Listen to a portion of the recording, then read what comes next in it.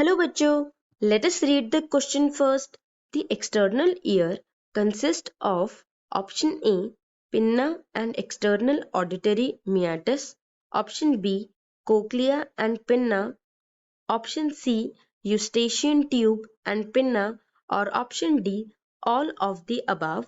So इस particular question में हम जो concept use करेंगे that will be the anatomy of the human ear.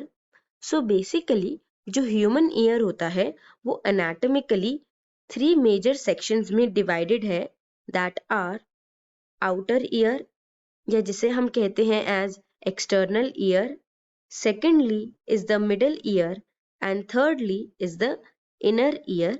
So these 3 different sections, that are external ear, middle ear and the internal ear, ये consist करते हैं various organs of the human ear that are as follows.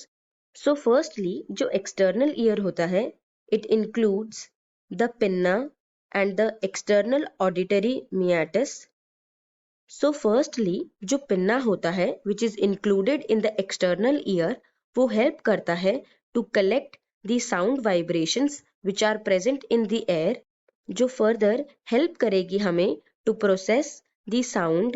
Continuing after the pinna जो external auditory meatus होता है वो उस sound को further travel करवाता है to the middle ear, which means जो external auditory meatus है वो sound vibrations को further extend करवाता है up to the tympanic membrane which is known as the eardrum.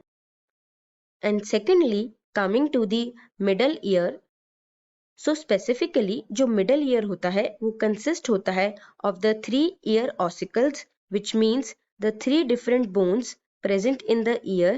जो ear ossicles होते हैं they are the smallest bones of the body that are named as malleus, incus and stapes, जो further help करती हैं to increase the amplification of the sound vibrations. ये जो 3 bones होती हैं ये इंक्रीज करती हैं साउंड वाइब्रेशंस को सो दैट जो हमारा ब्रेन है वो इजीली आइडेंटिफाई कर सके इन साउंड्स को.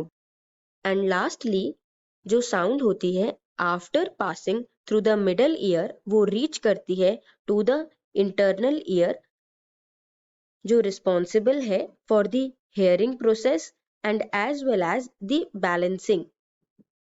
बिकॉज जो ह्यूमन ईयर होता है वो 2 फंक्शंस कंट्रोल करता है, that is hearing and as well as providing a body balance.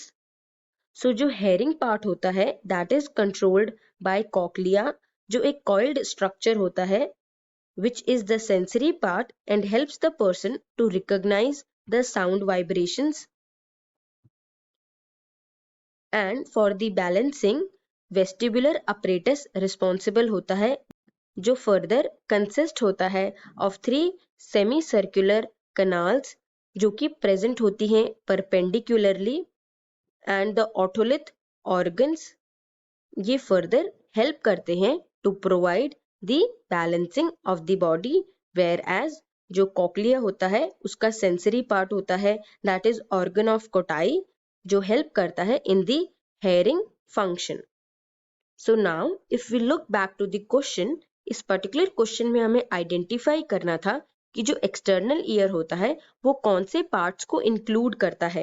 And जैसा कि अभी हमने स्टडी करा pinna and the external auditory meatus को इंक्लूड करा जाता है under the external ear. Pinna जो हेल्प करता है to collect the vibrations, to collect the sound vibrations, whereas जो एक्सटर्नल ऑडिटरी मियाटस होता है वो हेल्प करता है इन साउंड वाइब्रेशंस को to make them travel to the middle ear. So option A says pinna and external auditory meatus, which is the correct answer. Option B cochlea and pinna, जो cochlea होता है वो एक coiled structure होता है जो कि प्रेजेंट होता है in the internal ear and help करता है in the hearing function of the human ear. So ये एक इनकरेक्ट ऑप्शन है. Option C which says Eustachian tube and pinna, जो यूस्टेशियन ट्यूब होती है वो हेल्प करती है to connect the middle ear cavity with the pharynx and further help करती है to equalise the pressures on either side of the eardrum. So ये भी एक इनकरेक्ट ऑप्शन है. Hence the correct answer is option A, pinna and external auditory meatus, which are included in the external ear. So I hope you must have understood it well. All the best.